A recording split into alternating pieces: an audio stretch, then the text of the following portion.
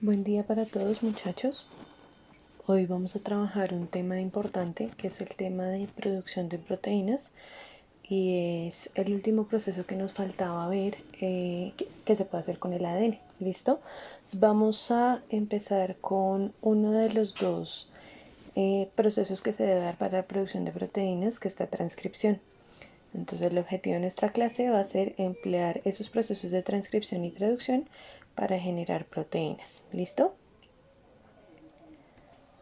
Entonces, en primera medida, para poder entrar con confianza a este tema necesitamos hacer una diferenciación entre lo que es el ARN y lo que es el ADN, ¿vale?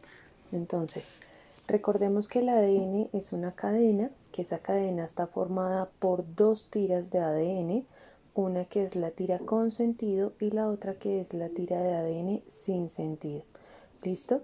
Adicionalmente recordemos que ellas están conectadas entre sí por una parte de los nucleótidos que se llaman bases nitrogenadas y que esas bases nitrogenadas se conectan con una lógica adenina, timina y guanina, citosina.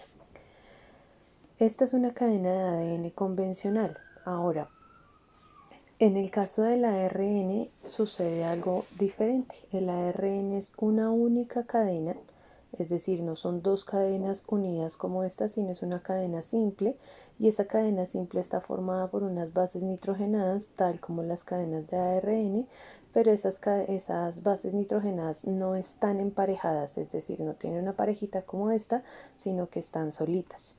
Y además, pues esta columna que une un nucleótido con el otro está formada también por una unión de un azúcar y un fosfato. ¿Listo? La segunda diferencia entre ARN y ADN es una muy importante. Recordemos que el ácido desoxirribonucleico estaba formado por un azúcar y ese azúcar llamada ribosa o desoxirribosa en el caso del ADN tenía en una patita, en un extremo, en el extremo 3,1H y en el extremo 2 no lo tenía. Eso hacía que nuestra molécula tuviera esta patita larga, pero esta no existiera.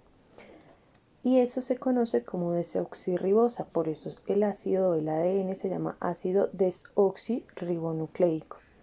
Ahora bien, en el caso del ARN, ese azúcar es diferente. Ella tiene en una patita un OH, pero en la otra también lo tiene, es decir, ella no está cojita, tiene ambos OHs en cada una de las extremidades y eso la hace diferente a esta estructura. Y por eso ella se conoce como ribosa y este se conoce como ácido ribonucleico. La siguiente diferencia que existe entre ADN y ARN, que es muy importante, es que este ADN está formado por 4 bases nitrogenadas, la adenina, la guanina, la citosina y la timina. En el caso del ARN, él también está formado por 4 bases nitrogenadas, pero una de ellas cambia. Tenemos adenina, guanina, citosina, pero en vez de la timina tenemos una que se conoce como uracilo. Si recordamos el tema de replicación, nosotros cuando poníamos los primer poníamos en vez de timinas poníamos uracilos, en vez de T poníamos U. Eso sucede porque los primer que se conectan o que se ponen al formar una cadena de replicación están hechos de ARN y no de ADN. Entonces, cuando vamos a escribir nosotros las cadenas, podemos diferenciar el ADN del ARN, porque en el ADN claramente vamos a tener cadenas con las letras, pero van a estar pegadas una con la otra, tal cual la hemos dibujado en clase.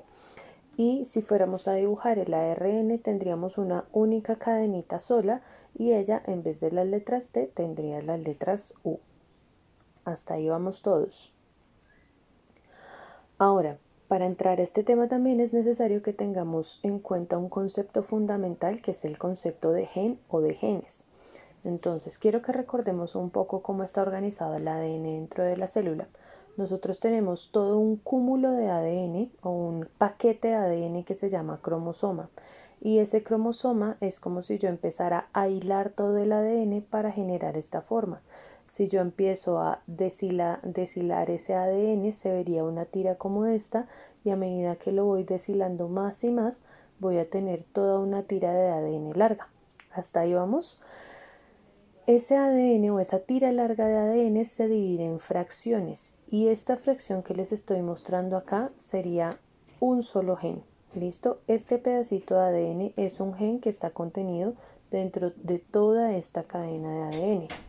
Y ese gen o esa sección del ADN guarda un código, y ese código da origen a una proteína que tiene una función específica en el cuerpo.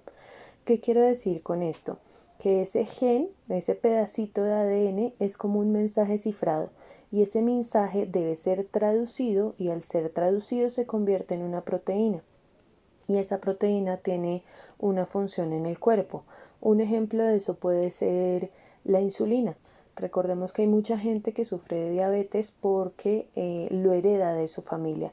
Esa herencia de la diabetes se da porque el gen de la insulina está dañada en su ADN y no se produce. Si ese código no existe o está dañado, la proteína no se va a producir y la función no se va a dar. Por eso las personas desarrollan diabetes de manera hereditaria. Vamos a finalizar este video con algo muy importante para ingresar al tema de transcripción, y es cómo está estructurado un gen.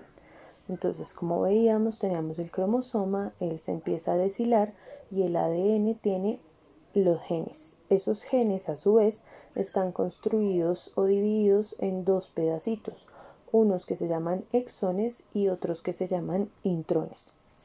En esta imagen los vemos un poquito mejor. Esos exones y esos intrones tienen unas funciones dentro del ADN. Entonces, la función de un intrón es proteger a los exones de los daños. ¿Por qué los intrones tienen que proteger a los exones? Porque son estos pedacitos negros de ADN que usted ve acá los que finalmente van a dar origen a una proteína. En cambio, los intrones lo que hacen es generar como una barrera para que si existe algún daño sobre el ADN, se dañen primero ellos antes que los exones y no existan riesgos para ese mensaje cifrado. O sea, son como una especie de barrera. En el caso de los exones, ellos son el ADN que se va a traducir a proteína, o sea, ellos son el mensaje real. Es como si usted tuviera muchas letras y dentro de esas letras tuviera unas que le van a servir y otras que definitivamente no le van a funcionar para nada. Cuando vamos a hacer la producción de proteínas, estos intrones se tienen que perder, se cortan por medio de un proceso que se llama splicing, y lo único que me quedan son los exones que van a ser el mensaje cifrado que se tiene que traducir. Vamos a detenernos allí y en el próximo video vamos a empezar con el tema de transcripción. Un abrazo para todos.